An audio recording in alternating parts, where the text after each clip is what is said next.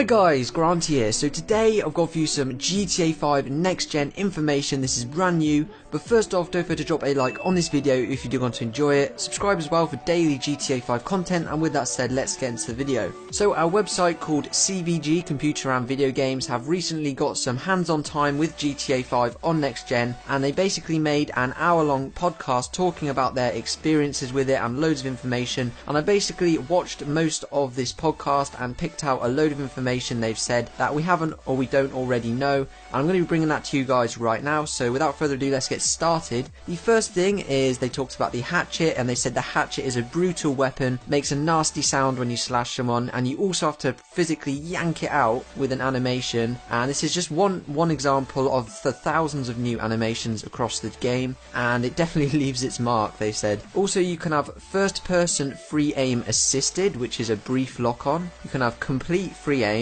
assisted aim full, assisted aim partial, first person on foot field of view sliders. I have no clue what that is, but that's what they said. And also first person ragdoll and more. I don't know what first person ragdoll is, but there's quite a lot more as well. Also, if you take cover while in first person, it will seamlessly switch to third person, which is pretty cool. There's also thousands of new animations in pretty much every aspect of the game, guys. I'm sure some of you knew that already. Also, characters now blush, which is pretty cool, and they have new facial animations as well. There was also a new depth of field addition, which is basically when you focus in on something with a camera, everything around it apart from what you're focusing on will slightly blur. You can turn this feature on or off, or choose a point in between from the options menu, which is pretty cool. Also, using the Zentorno as an example for this, it has a neon light strip on the back of the Zentorno which will reflect off tarmac and also obviously look different depending on the weather conditions and lighting. So it's pretty cool that stuff reflects off the road, whether it's wet, dry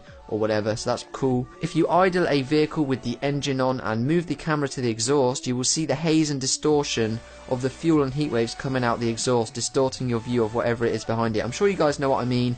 If your car's like hot and you look at the bonnet, you have those heat waves that distorts. That they actually have that in GTA, which is insane. The new railgun is extremely powerful, guys, and it is comparable to the rocket launcher, but it just has a slower reload. You can shoot it at cars and pedestrians and they will die or blow up very quickly. The railgun is definitely one of the most powerful guns in the game, said CVG from the podcast. There was also hours of new audio, whether that be from in-game characters, radio station hosts, random pedestrian conversations or something else. And finally, when driving in first person, you can press down on the D-pad to duck into cover, but obviously as you're in first person, this restricts your line of vision, but restricts your chance of getting shot as well. So guys, that's a load of new info I pulled. I might have some more information from this podcast for you tomorrow, as I didn't actually look through all of it or listen to all of it, so stay tuned for that. Don't forget to drop a like on this video if you did enjoy it, and thanks for watching. This is Granty. Peace out.